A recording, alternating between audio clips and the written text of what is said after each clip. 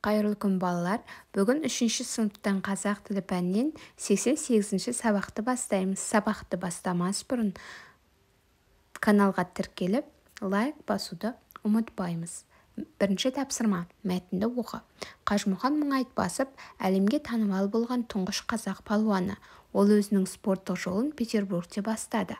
Қажымұқан Франция, Германия, Бельгия, Түркия, Америка сияқты ірі мемлекеттерде өткен белдесулерде жеңіске жетті.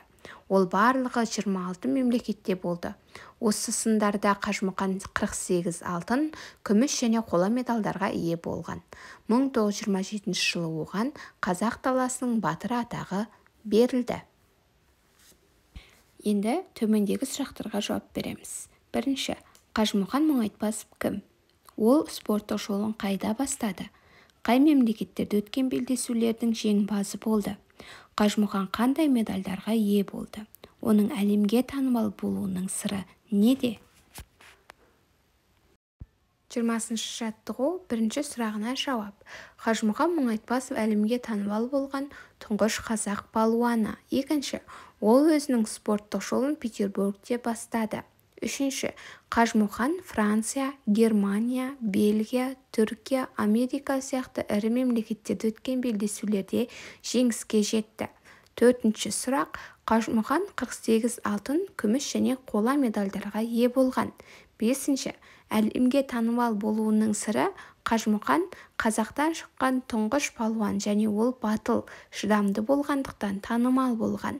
Енді етістіктер табамыз. Негізгі етістіктер: жетті, болды, болған. 21-ші жаттығу. Берілген зат есімдерден туынды етістік жасап жаз. Кезек, жыр, ой, шеге, би, тұз. Өзің қалаған 2-3 туынды етістікпен сөйлем құрап жаз. Ең бірінші балалар бізге берілген етістіктерден туынды етістік жасап алайық. Мысалы, кезек деген сөзден кезектес, жыр деген зат есімнен жырла деп туынды етістік жасаймыз. Ойла, шегеле, биле, тұзда. Енді сөйлем құраймыз. Қазақстанымыз жайлы ән жырла. Достарымен қосылып биле. Мен алып келген етті тұзда деген сияқты сөйлем құрауға болады. Келесі 22-ші жаттығу. Ребусты шешуіндегі сөздің қандай етістік екенін айт. Яғни бізде шешуі етістік болу тиіс. Бізде бірінші аққу суреті берілген. Бұл жерде аққу, соңғы қу екі әрпін алып тастаймыз. Ақ сөзі қалады. Ал тауық сөзінің соңғы 3 әрпін алып тастаса, та қалады екен. Сонда бізде ақта деген етістік шықты. 22-ші жаттығу, яғни ребустың шешуі ақта.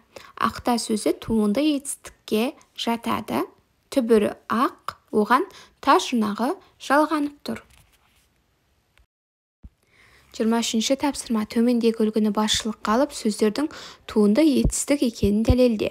Берілген сөздер ұсақта, өрнекте, тырмала, достас. Ең бірінші үлгіні көріп алайық. Ақта бұл туынды етістік, жаңа айтып өткеніміздей. Өйткені оның түбірі ақ, ақ сөзі сын есім. Оған та жұрнағы жалғанып, қимылды білдіріп тұр. Сондықтан ол туынды етістік болады. Енді қалған сөздерді осылай жазып шығарайық. Ұсақта бұл туынды етістік. Өйткені оның түбірі ұсақ. Ұсақ сөзі сын есім. Оған та жұрнағы жалғанып, қимылды білдіріп тұр. Сондықтан ол туынды етістік. Өрнекте туынды етістік. Өйткені оның түбірі өрнек. Өрнек сөзі не деген сұраққа жауап беріп, зат есім болады. Оған те жұрнағы жалғанып, қимылды білдіріп тұр. Өрнекте, несте, яғни бұл туынды етістік болады. Тырмала сөзі. Тырма бұл зат есім. Не деген сұраққа жауап береді. Кейіннен оған ла жұрнағы жалғанып, қимылды білдіріп тұр. Тырмала, несте. Сондықтан ол туынды етістік болады екен. 23-ші жаттығу. Достас сөзінің қандай етістік екенін табамыз. Достас бұл туынды етістік. Өйткені оның түбірі дос. Дос сөзі зат есім. Оған тас жұрнағы жалғанып, қимылды білдіріп тұр. Сондықтан ол туынды етістік болады екен. Балалар, сабақ ұнаса, каналға жазыламыз.